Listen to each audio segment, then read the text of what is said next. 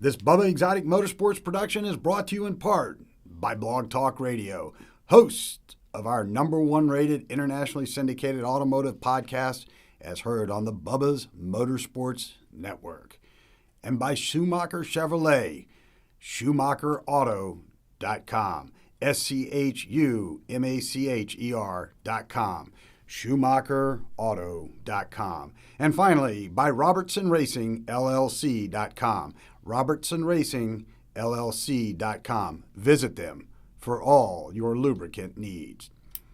Good morning, everybody. We're coming to you live from inside the main facility here at Bubba's Exotic Motorsports. Bub, how you doing today? I'm doing really good. I guess we're just, every time we talk, he just cuts me off. How about that, man? But see, at least we allow the audience to jump in behind the scenes. We like people to interact with us. We're not polished. We don't script it. We didn't script anything. Many of you know that we had a very successful 6-year Silver Telly award-winning television show called Hot Rod Reality. That was a non-scripted show as well, Bub.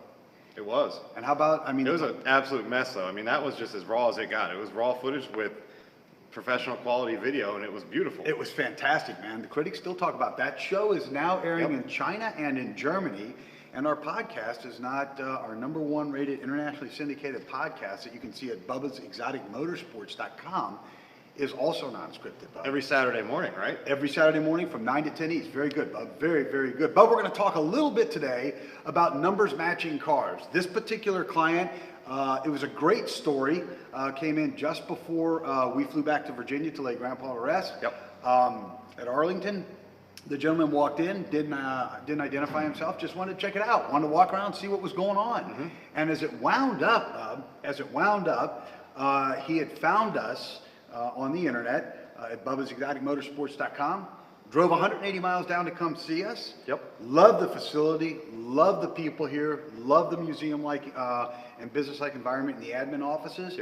And went back, and 2 days later, here we've got this beautiful 68 Camaro. So tell us a little bit about what we got going on here. So I mean, super cool background to the story, but the gentleman who owns this car is a great guy. He brought the car in after meeting with us on I think it was maybe a Friday or a Monday. The car was here by transport company on Tuesday. Last week we got it in. We went over this car, fine-tooth comb, top to bottom. Beautiful restoration on this car. This thing was done nut and bolt, complete rotisserie setup, top to bottom, inside and out. Very, very solid car. Most people would look at this car and be like, this is already an 8.5, 9 out of a 10. Like, that's how clean this car is. It's a very solid car. But this gentleman now wants to take this car and take it to that next level, which is what we're going to do very easily. I mean, doing a complete, what you could call pro touring, resto mod. A lot of guys call it different terminology. But we're going to go for a very nice modern / restoration upgrade setup. So in terms of, right now the car has 4-wheel drum brakes. We're going to do a 4-wheel power disc brake. It has manual brakes, so you have to push very hard on the brake pedal to get the car to stop. We'll do power brakes. It'll be very smooth. We're going to go over, and the car has manual steering, so we're going to do power steering conversion, air conditioning, every accessory and feature you would possibly want to own in a car. We're going to put on this Camaro, get the suspension sitting tight, drop it down. Right now it's sitting like there's no engine. The thing, as people can probably see. Got the wrong set of coil springs on the front of it. Big block springs. All good. I guess it happens. People do it. That's right. So restoration was good. They just didn't know what they were putting in it. But how do you walk away and say, wait, my car's not sitting level like it came out of the factory? This one's extremely high in the front right now. There's a good 3.5-inch gap between top of the tire and the bottom of the fender. So I mean, it looks terrible from the side. But we're gonna tuck them real tight, just like we do with every ride. We get those tires right at the bottom of the fender lips with perfect clearance. We're actually going to do a full custom cut American Racing, the GM Rally wheel. That's right. Again, we've done 3 sets of these custom cuts this month alone, which is clearly it's starting to be a hot thing right now. It's really starting to be hot. That's not your average off-the-shelf go-to rim. I mean, that's for guys who really want to put a lot of high-end expense into their car, who they want to stop at nothing to make it look right. And that's what we're doing here. So, Bubba, let me ask you a question here. There's a lot of numbers matching purists out there. That's fine, okay? Some of them drive them. Some of them keep them. They're called trailer queens or barn queens, okay? Because they're not driven, garage queens. This car, even though it's a numbers matching car, has had some modifications. We've got long tube headers on it, okay? We've got a variety of other things that have changed it slightly, okay? So does putting power steering to it, does putting air conditioning to it, does changing it to a 4-wheel disc brake system, does that decrease the value in the fact that it's quote-unquote numbers matching and there's already things done to it? It's always such a sticky situation for a lot of guys out there. For the full-out purist, they would hate it. They truly would. They would hate any absolute modification. down to like the smallest screw not being proper. Right. You know, in terms of a restoration aspect, in terms of a barn find aspect, you know, how it was the day it rolled off the floor in whatever year. And this couldn't even be Camaros, just anything, 50s, 40s, 30s, that numbers matching purist crowd. In this case, right now what we're working with is what you call, it's a numbers matching. Essentially, everything on the car is true. It's what it should be. It's been through restoration, yes. Is it every nut, bolt, and screw marked, tagged, stamped how it should be? No. No. But it is a very, very clean, and that's why I gave it an 8.5, 9 out of a 10 scale on its numbers matching restoration. It was done very beautiful. It's a solid car. But with what we're going to do to it, we're going to give this car all of those features that people would naturally want in a driver car, whether it be numbers matching or complete pro touring, high performance, even LS powered, or whatever. You're going to want the features we're putting on it: the power disc brakes, the power steering, the air conditioning, and all of those components we're using with the companies we're doing them with. You know, through Right Stuff Detailing for the disc brakes, the stainless steel lines. Eckler's is going to be for all of the factory bolt-on power steering components. So all of these pieces we're going to buy and purchase that are literally what you would have gotten in '68 if you bought this car. They're just modern technology, however they still look period correct to what they should be. And one of the things, Bub, we've learned from you is that 99 times out of 100, overheating problems are not related to poor cooling systems. Right. We've learned that is carburation. Yep. We know, we touched a little bit about this yesterday on yesterday's live stream with you, but how is that going to change with air conditioning coming into this project? We see that this is an aftermarket Holley, yep. 2-feed line carburetor. Will you have issues with that you'll have to address? No, so I mean, this car in general right now, naturally it needs to be tuned. The car, you know, once you understand this industry and you know what to listen for when cars are running, how they should feel, regardless of how big the motor is or how small the motor is, you can tell whether something's running good or not. Whether it's running clean, whether it's running rich, whether it's running really lean. Sure. You can tell all of that just by standing behind it, listening to it idle.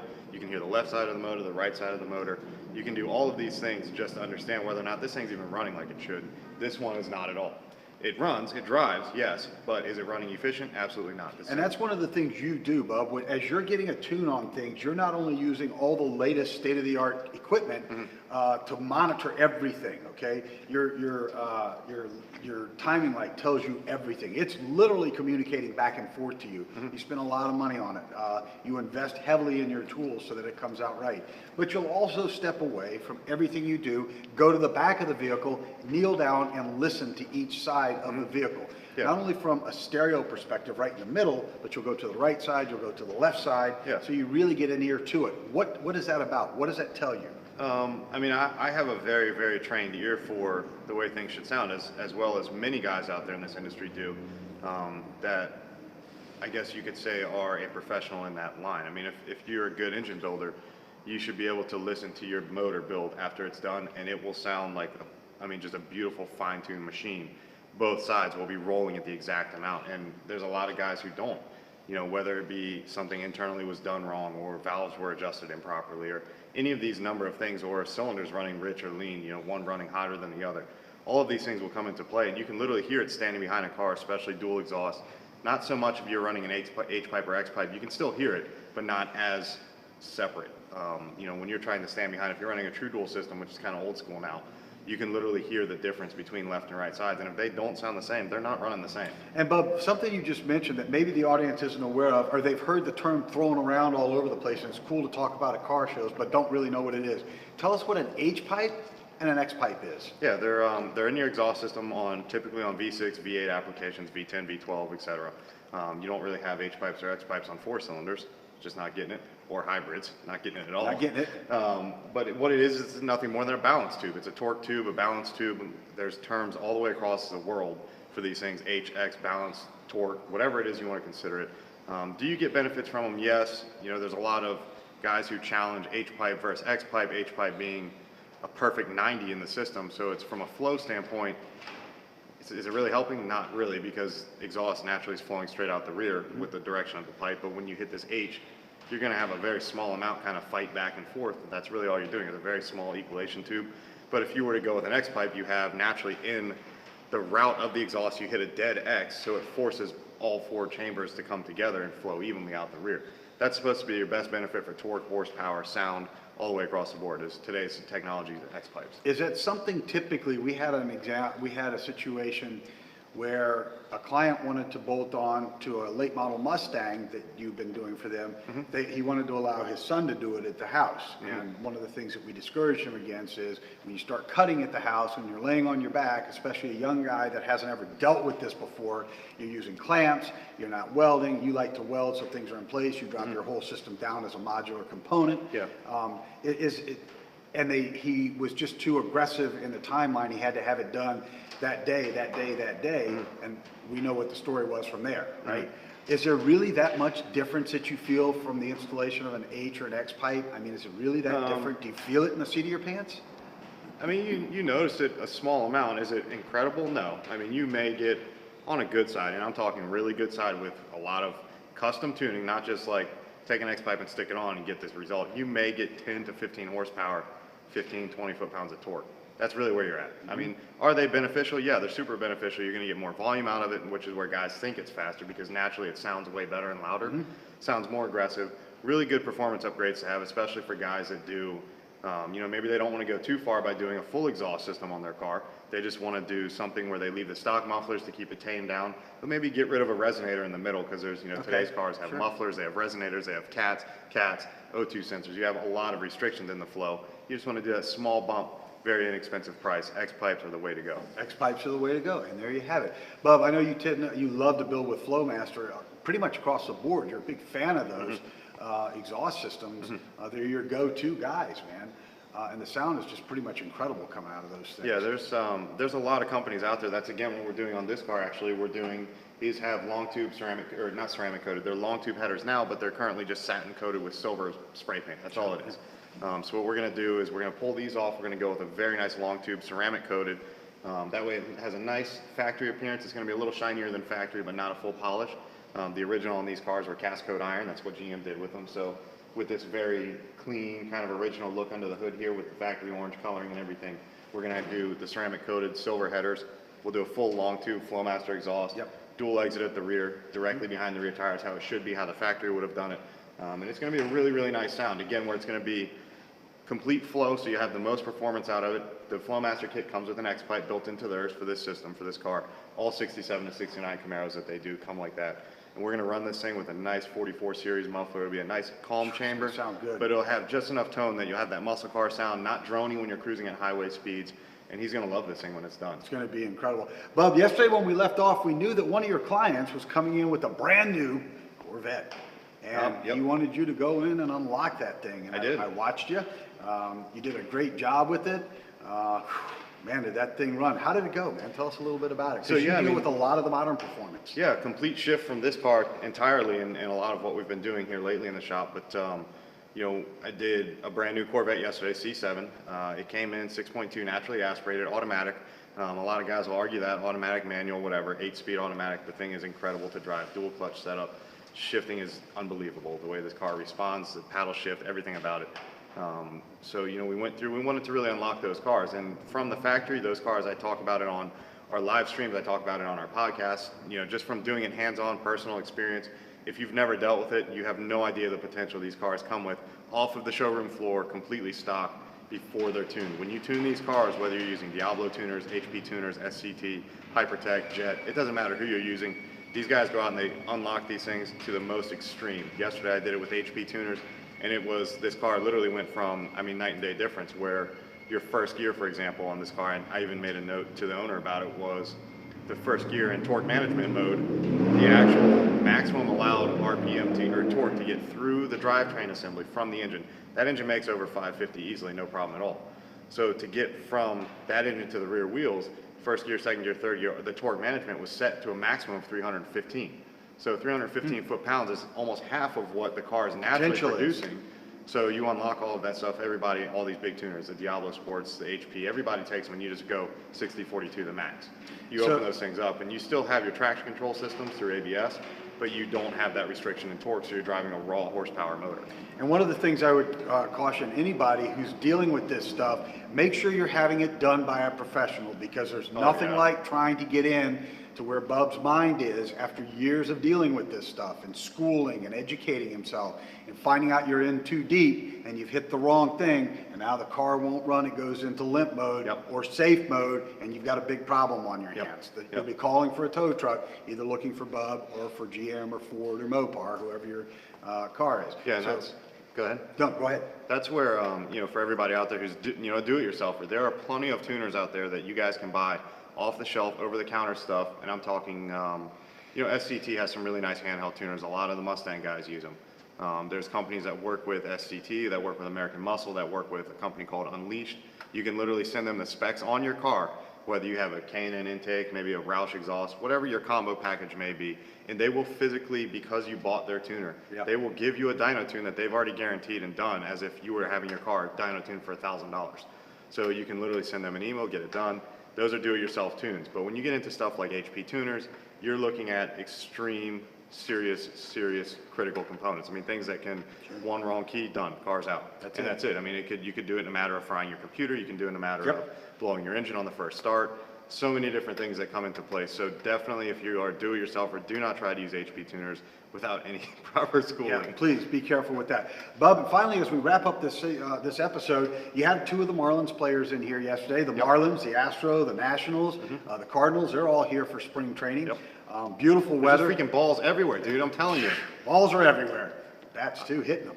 I was just saying the balls. Yeah, and now you know you had baseball. You had a couple of them in here yesterday. How'd those go? You wrapped those up. Let's talk a little bit about that. Yeah, I mean those. You know, we touched on it a little bit yesterday. These are guys that, you know, when you're building for celebrities or major league players, athletes, anyone, all the way across the board, those schedules are not the day-to-day 9-to-5 schedule that most human life has.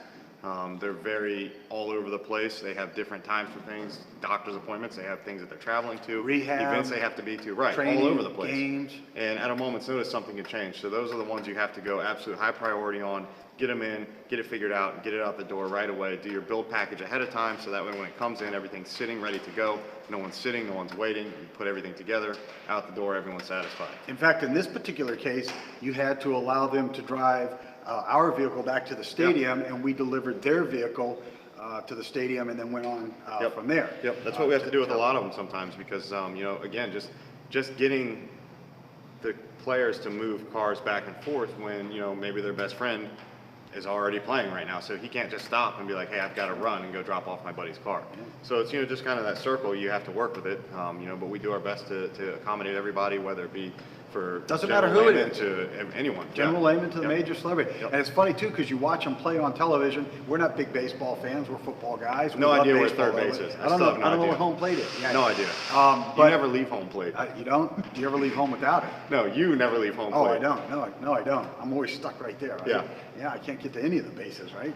But because I run in circles, man. I'm going so fast all the time. But you know what, Bub? It's fun to see them, but it's even funner to see them in person because they're very low-key people. But it's amazing how tall these guys are, man. 6.5 to 7 feet. Yeah, we're midgets compared to them. And they're big and they're strong. I mean, we're physically fit. We spend a lot of time in the gym.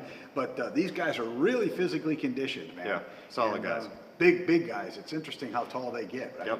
I mean, I honestly worry when I'm like, hey, you can take this car, when these guys I know are over 7 feet tall, and I'm like, come on.